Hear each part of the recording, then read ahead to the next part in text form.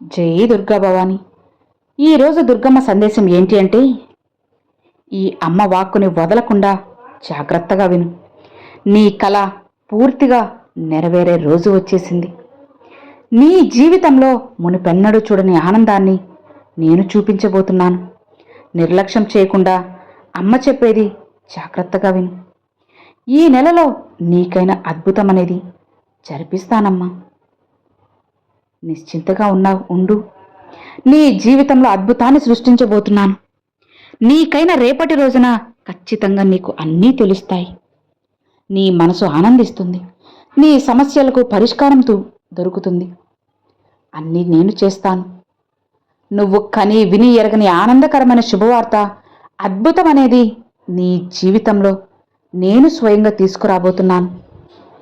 రేపటి శుక్రవారం అద్భుతమైన రోజు. నీ మనసు ఎంతగానో పులకించే రోజు.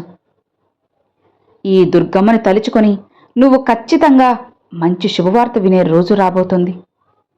ఎన్నో రోజులుగా అయితే ఈ వార్త వినాలని ఆరాటపడుతున్నావు కదా, అందుకే తీసుకొచ్చేశాను. ఎనలేని కష్టాలను ఎప్పుడూ కూడా ఎదుర్కొంటూ వచ్చావు.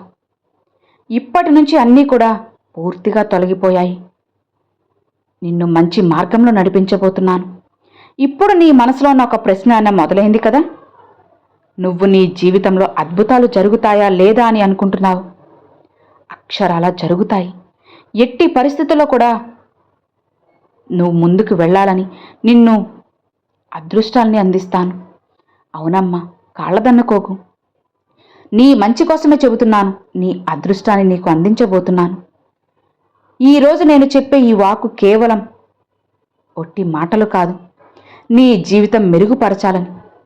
ఇప్పటి వరకు నువ్వు అనుభవించిన కష్టాలే కావచ్చు, బాధలే కావచ్చు, ఏవైనా సరే ఇప్పటి నుంచి అన్నీ తొలగిపోతాయి. ఒక్కొక్క కర్మ ఫలితం తొలగిపోతుంది. ఇక నువ్వు అనుభవిస్తున్న రోజు గడిచిపోయింది. ప్రతి విషయానికి ఈరోజు నీ ప్రశ్నలకు సమాధానం ఇస్తాను. మనసు పెట్టి విను, అప్పుడే కదా తెలుస్తాయి. ఇంతలా ఎందుకు నేను చెబుతున్నాను అంటే, నీ జీవితంలో నువ్వు చాలా అంటే చాలా మంచిదానివమ్మా. అలానే అన్నీ కూడా కోల్పోతున్నావు. అది వస్తువులు కావచ్చు, బంధాలు కావచ్చు, కోరుకున్నది ఏదైనా సరే నువ్వు కోల్పోతూ ఉన్నావు. అవును కదా, నీ అతి మంచితనం వల్ల చాలామంది నిన్ను ఇబ్బంది పెడుతూ ఉన్నారు. నువ్వు గొప్ప వ్యక్తివే, నేను కాదనడం లేదు. కానీ అవసరానికి మించి అతి మంచితనం అనేది మంచిది కాదమ్మా. ఇక నువ్వు చేయాల్సిన దానికంటే అతి మంచితనం చేస్తే, ఆ అతి మంచితనం వల్ల కొన్ని పనుల వల్ల నష్టపోతున్నావు. ఇప్పటికే నష్టపోయావు. ఇప్పటి వరకు అందరికీ నువ్వు నమ్మావు. చివరిగా నా అనుకున్న వాళ్ళ చేతిలో మోసపోయావు. మోసపోవడమే కాదు, మళ్ళీ వాళ్లతో మాట మాట్లాడకపోతే ఏమనుకుంటారనే భయం కూడా మొదలైంది. అలా నువ్వు ఏదో నీ మనసుని సర్ది చెప్పుకుంటూ వచ్చావు. కానీ నీ మనసైతే చాలా సతమతమైంది. ఇప్పుడు నీ పరిస్థితి అంతా కూడా నీ కట్టుబాటులో ఉంచుకో. ఏదైనా సరే రేపటి రోజున నీకు మంచి శుభవార్త వస్తుంది. ఇక నువ్వు తీసుకునే ప్రతి నిర్ణయాలు కూడా ఆలోచించాల్సిన అవసరం ఉంది కదా. నువ్వు ఆలోచించి చేస్తేనే అందులో సమర్థవంతంగా పనిచేయగలవు. దిగులు పడిపోకు. నువ్వు అనుకున్నది జరగలేదన్నప్పుడు నీ మనసు ఎంతో నిరుత్సాహపడుతుంది, ఆందోళన పడుతుంది. ఏమీ చేయలేక అలానే కూర్చుంటావు. చెప్పాలంటే బుద్ధి చెప్పాల్సిన మాటలు నీకు కొన్ని ఉన్నాయమ్మా. నువ్వు మర్చిపోయి మళ్ళీ వారి వెంట వెళ్ళిపోతూ ఉన్నావు. నిన్ను మోసం చేసినా సరే క్షమిస్తూ ఉన్నావు. మళ్ళీ మళ్ళీ వాళ్ళని నమ్మి మోసపోతున్నావు. వారు చేసే పనులను క్షమిస్తూ ఉన్నావు. అలా అతి మంచితనంగా ఉండకు. ఒక్కసారి క్షమాపణ మంచిది, రెండోసారి అది అతి మంచితనం వల్ల నీ యొక్క మన్నింపు, నువ్వు ఇచ్చే మన్నింపు అనేది మళ్ళీ నీ మెడకే ఉరుతాడే చుట్టుకుంటుంది. ఒక చేప వలలో పడిపోతే అది ఎలా చిక్కుకుపోతుందో అలా వారి వలలో నువ్వు చిక్కుకుంటావు. గిలగిలా కొట్టుకుంటావు.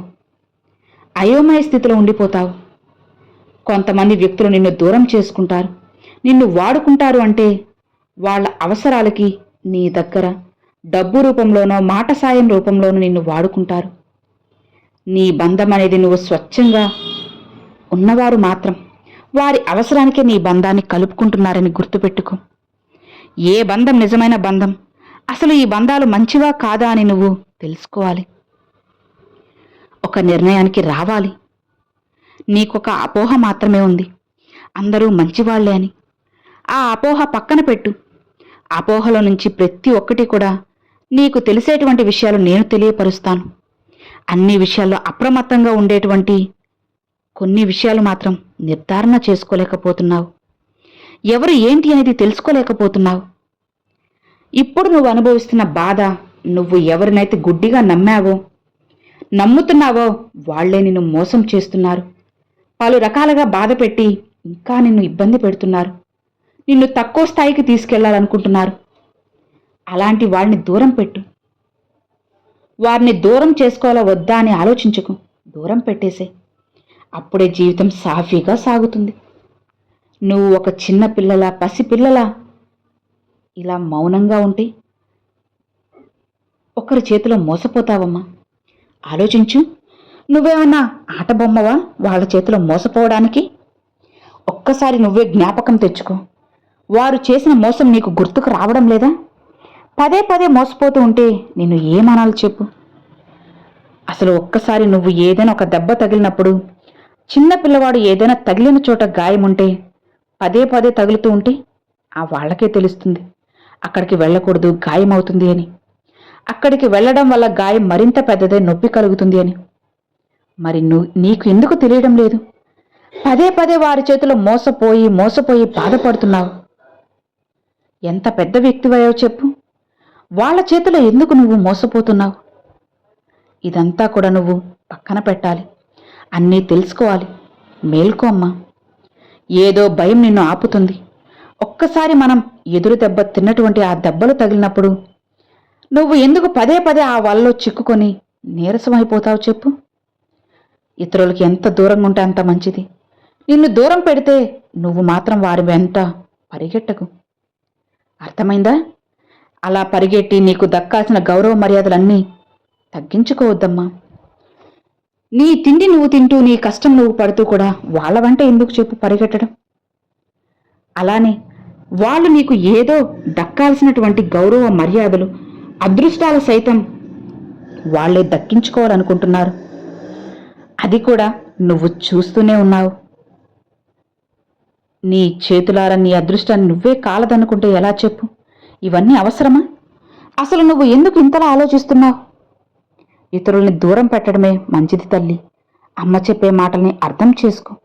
అన్నీ తెలుస్తాయి. ఈ దుర్గమ్మ ఏది చెప్పినా నీకోసమే కదా. బంధాలను దూరంగా ఉండమని చెబుతున్నావేంటమ్మా అని అనుకోకు. అలా ఉండమని చెప్పట్లేదు. అవకాశవాదులకు దూరంగా ఉండమని చెబుతున్నాను. నీ బంధాలను నిలుపుకోమని, నీ అవకాశవాదులకు దూరంగా ఉండమని నేను చెబుతున్నాను. అది నీ మంచి కోసమేనమ్మా. ఖచ్చితంగా విను. నీ జీవితాన్ని అమూల్యమైనదిగా, వజ్రంగా నేను మారుస్తాను. నిన్ను మంచి మార్గంలో నడిపించే బాధ్యత నాది. ఈ దుర్గమ్మ అని ఒక్కసారి నన్ను పిలిచావంటే నేను నిన్ను కాపాడకుండా ఉంటానా? నిన్ను కాపాడుతాను. అందుకే నువ్వు ఇతరుల చేతిలో మోసపోకూడదని ఇంతలా పదే పదే చెబుతూ ఉన్నాను. నీ దగ్గరికి ఈ వార్తను తెచ్చాను. వాళ్ళు నిన్ను చులకన భావంతో చూస్తుంటే నాకు చాలా బాధగా ఉందమ్మా. నా బిడ్డలకి ఇలా అవమానం జరిగితే నేను తట్టుకోలేను. నిన్ను చులకనగా చూసేవారికి బుద్ధి చెబుతాను. అలానే అక్షరాల నీ తప్పులు ఉంటే సరిదిద్దుకోవడానికి మాత్రం ప్రయత్నించు. అప్పుడే జీవితం ముందుకు వెళ్ళడానికి ఎన్నో అవకాశాలు ఉంటాయి. ఎవరూ లేనప్పుడు ఎలా ఉన్నా సరే నీకు ఈ దుర్గమ్మ ఉంది కదా. ఎవరూ లేరు అని అనుకోకు. నీకు తోడుగా, నీడగా ఎప్పుడూ నేనుంటాను. జీవితం చాలా చిన్నదమ్మా. అందులో కష్టసుఖాలు, బాధలు, సంతోషాలు ఎన్నో ఉంటాయి. అన్నీ అనుభవించాలి. అనుభవించాలనేవి కూడా వస్తూ ఉంటాయి. వాటన్నిటిని నువ్వు గుర్తుపెట్టుకో. ఇంతవరకు నువ్వు అనుభవిస్తున్నటువంటి ప్రతి బాధ, కన్నీరు, సంతోషం అన్నీ ఒక్కసారి గుర్తు తెచ్చుకో. అన్నీ కూడా మారుతాయి తల్లి. నీ జీవితాన్ని మంచి మార్గంలో నడిపించాలని నేను ఇంతలా పదే పదే చెబుతూ ఉన్నాను. నా మాటలు నీకు వింటావో పెడచెవిన పెడతావో నీకే వదిలేస్తున్నాను. నా మాటలు విని నీ జీవితాన్ని ఇకనైనా మార్చుకోమ్మా. అతి మంచితనాన్ని ఈ రోజు నుంచైనా తొలగించుకో. అప్పుడే జీవితం మారుతుంది. నీకు నచ్చినట్లుగా సంతోషంగా ఉంటుంది.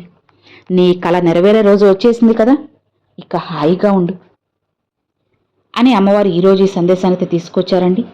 సో విన్నారు కదండి, ఈరోజు అమ్మవారు పంపించిన ఈ మంచి సందేశం మీ అందరికీ ఎంతగానో నచ్చింది అని అనుకుంటున్నాను. నచ్చితే ఒక చిన్న లైక్ చేయండి, మరికొంతమంది అమ్మవారి భక్తులకు షేర్ చేయండి. ఫస్ట్గా మన ఛానల్ చూసేవాళ్ళు సబ్స్క్రైబ్ చేసి సపోర్ట్ చేయండి ఫ్రెండ్స్. Thanks for watching. జై దుర్గా భవాని.